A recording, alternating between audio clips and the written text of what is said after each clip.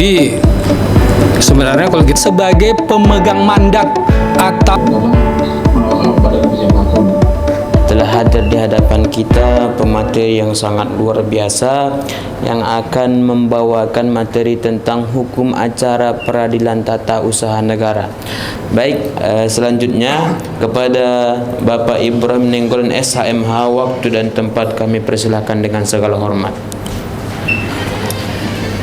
Ya, terima kasih kepada moderator atau pembawa acara yang juga luar biasa, karena tadi disebutkannya ini narasumber yang luar biasa untuk menyatakan sebenarnya karena biasa di luar itu aja sebenarnya, bukan yang lain-lain. Oke. Terima kasih kepada kita semua. Masih mudah-mudahan masih tetap semangat mengikuti sesi demi sesi sampai nanti seluruh rangkaian PKPA itu bisa berlangsung dengan baik, karena memang ini adalah untuk kita semua.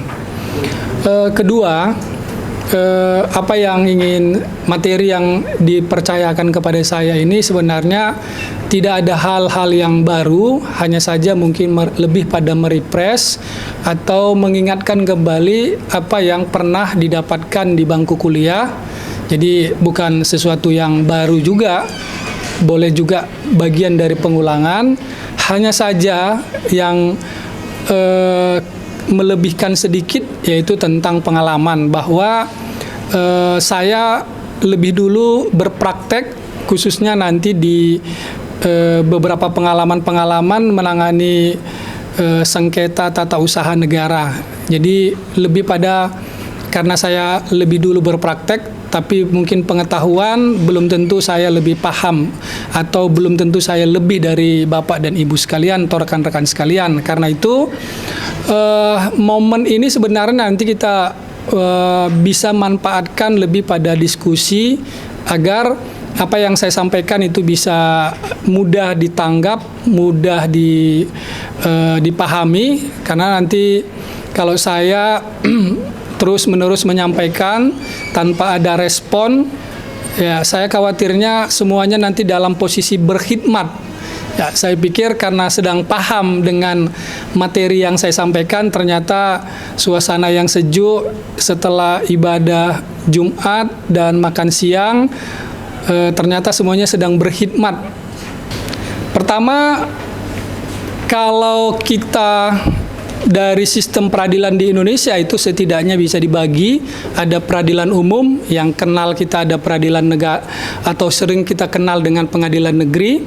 Kemudian ada pengadilan agama yang dikhususkan untuk orang-orang Islam. Lalu ada peradilan militer yang berstatus militer, dan yang secara spesifik dan diberikan kesempatan kepada saya ini adalah peradilan tata usaha negara. Jadi yang akan kita bicarakan ini adalah hukum acara peradilan tata usaha negara yang pengaturannya ada pada Undang-Undang Peradilan Tata Usaha Negara. Sebahagian itu masih mengacu pada hukum acara perdata. Jadi apa yang tidak diatur dalam peradilan tata usaha negara itu bisa kembali atau asas umumnya kalau tidak ditentukan khusus itu ada pada hukum acara perdata. Yang membedakan hukum acara peradilan tata usaha negara atau bersengketa di pengadilan tata usaha negara itu dikarenakan keputusan tata usaha negara. Nah, sekarang kita akan melihat terlebih dahulu apa saja yang menjadi unsur ya dari keputusan tata usaha negara. Ya, tentu kalau kita ingin meracik sebuah makanan pasti ada unsur-unsur di dalamnya. Demikian juga kalau kita ingin menyajikan kopi, ya ini karena biasanya kan orang selalu ngajak ngopi, walaupun nanti minumnya itu adalah teh. Tapi itu umumnya, ayo kita ngopi, tapi yang diminumnya teh. Nah itu, jadi kita lihat dulu unsur yang kategori yang digolongkan sebagai keputusan tata usaha negara. Ya, kalau disebutkan keputusan tata usaha negara yang mana saja, ya. Nah, kalau berdasarkan ketentuan Undang-Undang Peradilan Tata Usaha Negara yang sudah mengalami 2 kali amandemen, itu di Undang-Undang 51 tahun 2009, pertama itu adanya penetapan tertulis. Ya, penetapan tertulis. Jadi itulah baru disebutkan keputusan Tun. Ya, nanti kita jelaskan apa yang digolongkan termasuk dengan penetapan tertulis. Jadi tentu kalau kita tafsirkan secara a contrario, berarti penetapan itu adalah bersifat tertulis, tidak boleh lisan. Ya, itu unsur yang pertama dari keputusan Tun. Yang kedua, dia dimasukkan dan digolongkan sebagai keputusan Tun jika dikeluarkan oleh badan atau pejabat Tun. Kata badan di sini untuk menunjukkan institusinya, lembaganya. Lalu yang kedua, pejabat Tun, berarti orang sebagai pemegang mandat atau yang menjalankan fungsi-fungsi dari tata usaha negara. Itu berarti dia harus dikeluarkan oleh badan atau pejabat Tun. Karena itu berarti bisa dipisahkan mana yang digolongkan sebagai tindakan pribadi dan mana yang termasuk sebagai tindakan selaku pejabat tata usaha negara. Jadi yang menjadi sengketa Tun itu tidak boleh verbal, harus tertulis. Apalagi kita bilang, iya saya udah dipecat. Ada nggak bukti pemecatan saudara secara tertulis? Enggak, dia diomongkan, disampaikannya di depan seluruh peserta rapat. Nah, kalau dalam posisi itu, dia belum memenuhi kata konkret. Sebuah keputusan Tun digolongkan individual jika keputusan Tun itu ditujukan, dia berkategori individual jika ditujukan tidak untuk umum. Ya, kalau upaya hukum pasti banding, kasasi, ya, itu dia. Kemudian berkaitan dengan keputusan tata usaha negara mengenai Angkatan Bersenjata atau Tentara Nasional Indonesia atau TNI, ABRI itu dulu. Ya. Itu. Dan yang perkembangan terbaru itu tapi bukan soal hasil pemilu ya. Itu biasanya berkaitan dengan keputusan Bawaslu di tingkat pertama terkait dengan sengketa, tapi sengketanya bukan sengketa hasil. Ya, misalnya Bawaslu dalam penetapan calon.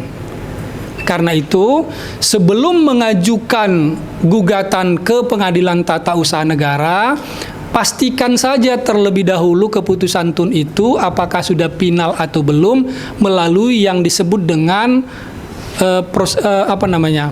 upaya administratif atau upaya administrasi. Nanti bisa dilihat pada pasal 48 dan pasal 51, upaya administrasi. Terhadap keputusan yang telah diputuskan, maka keberatan saudara kami tolak. Jelas produknya ada 2. 1 keputusan, yang kedua penolakan atas keberatan. Dalam hal selama ini memang keberatan itu memang sebenarnya merupakan hak kita mengajukan keberatan, tapi sering-sering itu diabaikan. 1. Yang kedua, memang kalau kita melihat ya kan, putusan Pengadilan Tata Usaha Negara ini kurang menggigit atau kurang greget kata orang itu. Karena apa? Apabila memang tidak dilaksanakan putusan Pengadilan Tata Usaha Negara itu, kurang ataupun tidak ada sanksinya bagi pejabat yang memberikan keputusan. Jadi sebenarnya kalau kita melihat, entahlah yang sekarang ya kan, ada perubahan, upaya apa agar memang bisa keputusan Petun itu bisa terlaksana tanpa ya, kalau memang seperti itunya keadaannya ya kan, membuang waktu dan kurang bermanfaat rasanya begitu Pak. Makasih Pak. Baik, terima kasih Pak Lubis. Memang upaya-upaya hukum yang kita lakukan itu tidak boleh melihatnya secara hitam putih. Kalau nggak kalah, ya menang. Padahal ada area, kalau kita sebut dengan gray area atau area abu-abu, karena saya agak lupa siapa yang mengeluarkan pernyataan bahwa keadilan masih bisa didapatkan di luar hukum. Saya agak lupa siapa yang mulai. Itu artinya kita tidak selalu melulu keadilan itu kita dapatkan melalui proses hukum, ya. Tapi dalam kaitan apa yang Bapak sampaikan, katakanlah sebahagian saya sependapat, tapi di bahagian lain untuk memperjuangkan hak, tentu upaya ini harus dilakukan. Apalagi nanti kita kembali pada soal patsun, soal orang Indonesia sebagai orang Indonesia, adat ketimurannya, sungkan rasanya berkonflik dengan atasan, sungkan rasanya tidur dekat mertua, sulit rasanya bicara di depan guru. Itu kan sebenarnya perasaan-perasaan yang tidak terlalu tepat, karena penghormatan terhadap guru sebenarnya itu bukan harus membuat kita sungkan bicara di depan guru. Karena kalau kita bicara depan guru kita, kalau kita salah bisa ditegur. Sama halnya seperti itu, seolah-olah kalau atasan kita telah membuat keputusan, jangan dikritik. Nah, inilah nanti membuat budaya ini menjadi tidak baik. Padahal ini kita harus menjadi pelopor agar kalaupun bukan kita yang menikmati kebebasan itu, setidak-tidaknya generasi berikutnya bisa menikmatinya. Karena ya kalau kita memperjuangkan hak itu dalam bahasa agama itu kan wajib itu. Tapi Pak, biar waktu yang tidak banyak. Jadi misalkan yang kita ketahui kalau dalam sengketa ini kan seperti disampaikan tadi, dua subjek penggugat dan tergugat adalah badan pejabat. Ini kasusnya adalah perusahaan tempat saya bekerja ini adalah pihak yang sedang ingin memutuskan posisi pilihan hukum, apakah ingin masuk apa tidak, intervensi sebagai pihak masuk sebagai intervensi apa tidak. Nah, pertanyaannya adalah apabila perusahaan tempat kami sepakat untuk tidak terlibat sebagai intervensi, apakah pilihan hukum tersebut harus disampaikan secara tertulis atau kita biarkan saja? Karena tadi kan saya awal materi kami dengar tadi ini adalah sengketa administratif. Mohon arahannya Pak. Terima kasih. Baik, dengan keterbatasan informasi yang saya dapat, saya kira-kira begini. Kalau perusahaan kita itu adalah perusahaan hukum, badan hukum perdata bisa berarti ya, kalau nggak salah ya, berarti badan hukum perdata. Nah, kalau bersengketa di TUN dan kita bukan bagian gugat penggugat, ini kan pihak lain. Ya, pihak lain yang gugat-menggugat, tetapi kita sebenarnya sangat ada korelasi, ada kepentingan di dalam gugat-menggugat pihak lain ini. Ada dua kemungkinan, ya. Kalau hakim TUN menganggap terhadap gugat-menggugat yang dilakukan pihak lain ini melibatkan pihak lain, akan merugikan pihak lain jika tidak ditarik sebagai pihak, maka hakim biasanya berinisiatif menggunakan haknya untuk menarik pihak yang kepentingannya ini perlu dilindungi. Dia biasanya mengundang atau menarik pihak ini menjadi salah satu pihak. Bisa dia pihak intervensi, penggugat interven atau tergugat interven. Itu tergantung kepentingan kebutuhan pihak lain ini akan seperti apa. Itu satu. Atau yang kedua, jika badan hukum perdata yang saudara sebutkan tadi, perusahaan saudara, itu ternyata sangat berkepentingan, maka boleh mengajukan diri.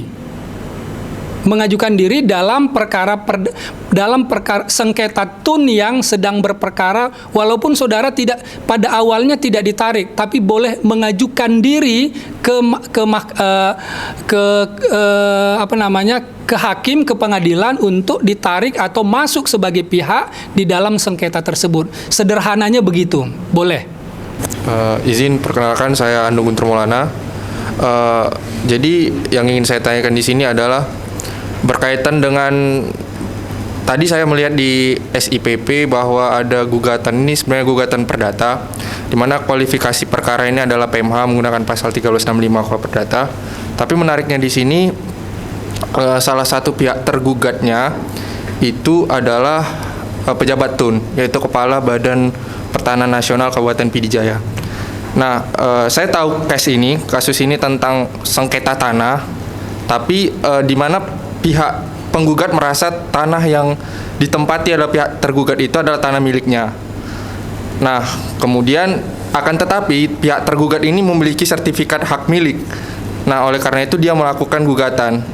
Nah, di sini yang ingin saya tanyakan, apakah dimungkinkan pejabat TUN untuk masuk dalam gugatan perdata? Apakah itu dimungkinkan kalau melihat case tersebut?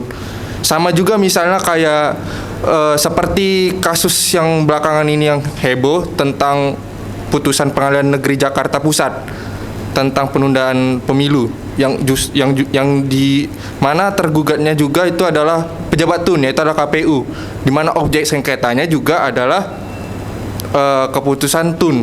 Nah, intinya pertanyaan saya itu adalah apakah memang dimungkinkan pejabat TUN itu masuk dalam gugatan perdata atau bagaimana? Terima kasih. Ya, baik. Kalau pertanyaannya sederhana dalam keperdataan, apakah pejabat TUN bisa ditarik sebagai pihak dalam sengketa keperdataan? Memang jawaban saya secara sederhana bisa saja. Kenapa saya sebut bisa? Karena memang saya tidak mengetahui duduk persoalan yang sesungguhnya, sehingga peluang dan kemungkinan itu ada karena pejabat TUN itu bisa saja memang sebagai kapasitasnya adalah dalam hubungan keperdataan. Karena case-nya kan saya nggak tahu persis apa. Tapi kalau ditanya apakah boleh ditarik, bisa saja karena ternyata sengketa yang ditarik itu adalah sengketa keperdataan yang pada dirinya melekat wewenang TUN. Jangan-jangan dalam uraian gugatan yang bersangkutan sebenarnya bukan sebagai pejabat TUN. Hanya saja kita melihat dari luar dia memang seorang pejabat TUN. Tapi sebenarnya uraiannya itu uraian keperdataan. Ya. Di dalam SIPP itu jelas tergugat itu atas nama Kepala BPN. Oke. Jelas disebutkan bahwa itu adalah pejabat TUN. Karena ini lagi-lagi kita mereka ya, saya terus terang saja meraba. Kalau dia anggap saja, bisa kan kemungkinannya yang mencantumkan itu belum tentu orang hukum yang ngerti. Dia kan katakanlah dia bagian IT, yang dia tidak bisa membedakan kapan seseorang sebagai pejabat TUN atau sebagai pribadi. Tapi ini asumsi ya, karena saya meraba juga ini. Nah, dalam sengketa keperdataan bisa saja seseorang itu ditarik untuk menghindari eksepsi. Salah satunya adalah kurang pihak. Jadi kita nggak tahu uraian gugatannya itu seperti apa. Untuk menghindari kekurangan pihak, maka ditariklah pejabat TUN. Ya. Karena saya tidak bisa terlalu jauh sih sebenarnya mengomentari, tapi asumsi saya kalau dalam mendengar seperti itu bisa jadi penggugatnya menarik pihak pejabat TUN dalam hal ini ke BPN untuk menghindari salah atau kurang pihak, ya kurang pihak karena kalau kurang pihak dalam gugatan, ada peluang, ada celah bagi hakim untuk menyatakan gugatan tidak dapat diterima. Satu di antaranya adalah kurang pihak. Jadi ini peluang-peluang yang sangat mungkin kenapa yang bersangkutan ditarik. Tapi kalau nanti salah dalam menguraikan gugatannya, sangat mungkin tetap ditolak juga, karena itu ternyata merupakan ranah atau kewenangan Pengadilan Tata Usaha Negara. Ya, kira-kira begitu. Saya tidak bisa terlalu jauh karena ini memang informasi yang singkat betul dari komentar saya. Saya hanya ingin menyatakan begini, sebagai advokat, sebagai orang hukum, maka kita tidak boleh terburu-buru untuk berpendapat. Misalnya, begitu hakim memutuskan bebas dan keluar dari logika publik, lalu kita bilang hakimnya ini udah menerima sesuatu. Sebagai orang hukum, harusnya kita baca dulu dokumennya, kita baca dulu putusannya, barulah kita berkomentar putusan ini adalah putusan yang baik atau bukan putusan yang tidak baik. Jangan kita terlalu larut dalam justifikasi publik. Kadang-kadang publik ini kan bisa salah karena dia hanya terpengaruh dengan pemberitaan-pemberitaan sepihak, sumber-sumber sepihak. Sebagai orang hukum, harusnya kita bisa menahan diri sebelum membaca fakta-fakta hukum atau sebelum membaca putusan. Karena biasanya kalau kita membaca putusan secara baik, secara jeli, itu kita akan masuk pada peristiwa tersebut, bagaimana penggugat menguraikan gugatannya, bagaimana penggugat membuktikan dalil-dalilnya, bagaimana pertimbangan-pertimbangan hakim di dalam menilai bukti-bukti, keterangan saksi dan yang lain-lain, lalu sampai pada petitum kesimpulan, misalnya memenangkan, menolak, atau menerima sebahagian. Itu baru kita sah berkomentar berdasarkan kompetensi ilmu yang ada pada kita. Jadi makanya saya tadi nggak mau masuk terlalu jauh. Ya, saya berasumsi kenapa pejabat publik ditarik pada gugatan keperdataan, bisa saja karena memang untuk menghindari kurangnya pihak. Sementara itu jawaban saya, mudah-mudahan tidak memuaskan, supaya kita semua bisa terus belajar dan tidak berhenti. Kira-kira begitu. Kalau masih cukup ya? Ya, terima kasih untuk kita semua sudah memberikan respon. Saya cukup senang karena saya anggap berbagi pengalaman yang pernah saya alami itu direspon baik oleh kita, baik dari yang offline maupun online. Dan mohon maaf atas mungkin tidak ada yang baru, tidak ada yang istimewa dari apa yang saya sampaikan, tapi ini bagian dari kita berbagi pengalaman saja. Terima kasih. Assalamualaikum warahmatullahi wabarakatuh. Selamat sore, salam sejahtera untuk kita semua.